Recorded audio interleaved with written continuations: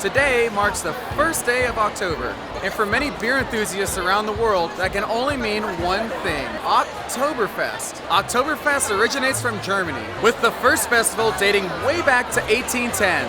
Since the first Oktoberfest, popularity of this event has spread worldwide, including Japan. But with the stark cultural differences between the Eastern and Western countries, you might wonder if Japan's version is any good. Well, today, I'm going to give you a complete guide of how Oktoberfest is like in Japan, covering everything from the food and drinks to the atmosphere and fun factor. You'll have a good idea of what to expect if you find your way into one of these festivals. I'll also give some tips and recommendations so you can make the most out of your time at one of these festivals. Alright, let's get started, because this beer isn't going to drink itself.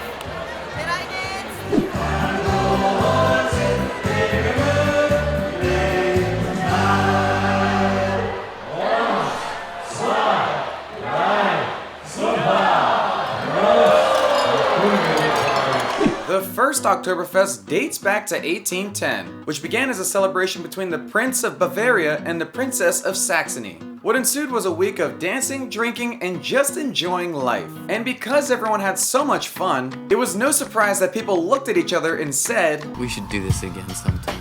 And so it came to be an annual event. Just like Fight Club, word of this fun festival spread quickly. And before long, this festival spread across the globe. It even found its way to Japan, with the first Oktoberfest being held in Yokohama in 2003, which, to no surprise, was an instant success. Almost 20 years have passed since the first event, and even though COVID shut down the festival for a while, it has now returned in full force and is better than ever. Now that we know how Oktoberfest made its way into Japan, let's go over everything you should know if you decide to visit. And there's no better place to do it than in Japan's original Oktoberfest, located in Yokohama City.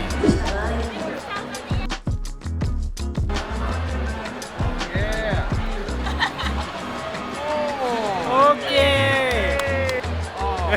Yeah.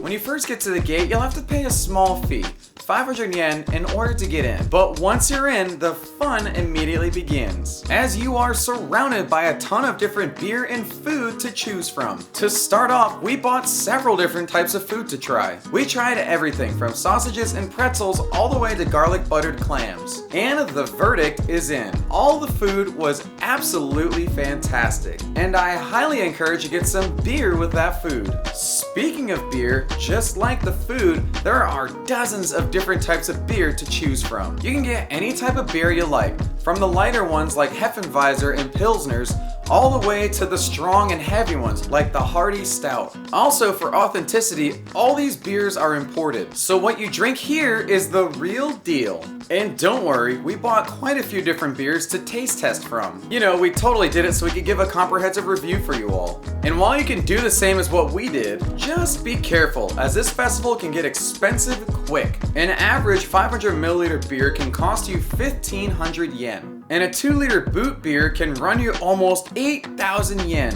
which is about $60 US.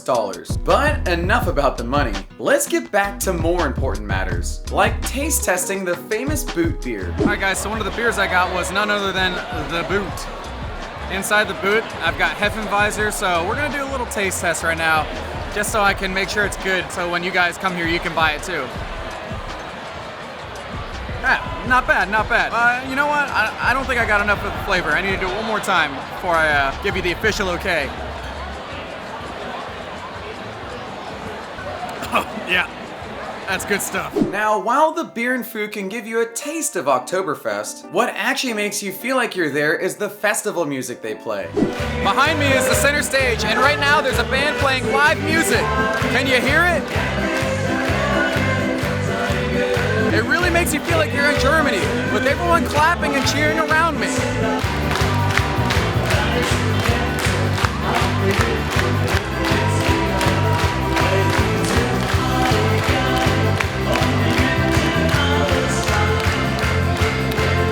Yep, that's right. They have a special band at the event that plays Oktoberfest themed music. You can tell it gives an uplifting and exciting atmosphere and makes you feel like you're actually in Germany. I mean, just look at everyone having fun. Everyone's toasting with random people, standing, clapping, dancing, and everything else you would do at a normal festival. And it feels great because you can feel the fear of COVID that's gripped everyone these past few years just melt away almost as if it never happened while the band is playing its music. Even though everyone was having a good time and forgetting their real life worries, the venue still had some basic anti-infection measures to help prevent the spread of COVID. The first measure that I noticed were the little screens that were on the tables. This, in theory, is supposed to section off parts of the table, that way you don't come into contact with other strangers. Yeah, sure. Anyway, the next measure is they ask you not to join others in song and dance while the live band is playing, and you can only clap. But that also didn't happen, as you can see here. Then finally, when moving around, it is advised to put on your mask, which was kind of followed. Although these signs are just a few examples of how the Japanese people have been reacting to COVID lately, and something I could talk about, we're just gonna table that for now and talk about it later. All in all, the COVID measures were, as I said, minimal at best. And finally, the verdict of Japan's Oktoberfest. First, the bad. Because this is such a popular event, it gets very busy. And you could be standing in line for 10 to 20 minutes for just one beer. Also, the prices here are pretty steep. So if you come here, I recommend being prepared to shell out some money. Now for the pros. Even though it's expensive, the beer and food here are absolutely amazing. There is a lot of food to choose from, and a lot more beer to pair that great food with. Along with that, the atmosphere is amazing. The live music makes you actually feel like you're in Germany, and the atmosphere is so energetic.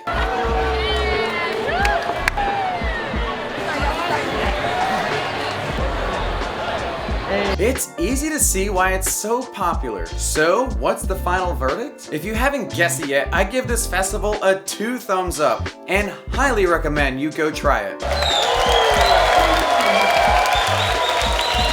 So, on that note, let me give you some tips for the event, should you be fortunate enough to have the opportunity to visit Japan in October. First, make sure you bring plenty of cash to this event. They will accept card, but will require cash deposits for the glasses when you buy the beer. You can keep the glasses as a souvenir, but you will not get your deposit back, as that is how they make up for the cost in case you break the glass as well. Also, when you finally decide to stand in line, make sure you buy the food and beer in bundles. That way, you only have to stand in line a few times, rather than every time you need a new food or drink. My final recommendation, bring good friends. Or make some new ones for that matter, like I did. Everyone here is in great spirits, and they are always looking to have a drinking buddy for the day. Alright, that's gonna do it for today. If you enjoyed this video, hit that like button and share the joy with everyone else. If you want more Japan content, or you want to see more Japan guides or tips, hit that subscribe button. Alright, now, if you excuse me, I've got some new friends to have some drinks with.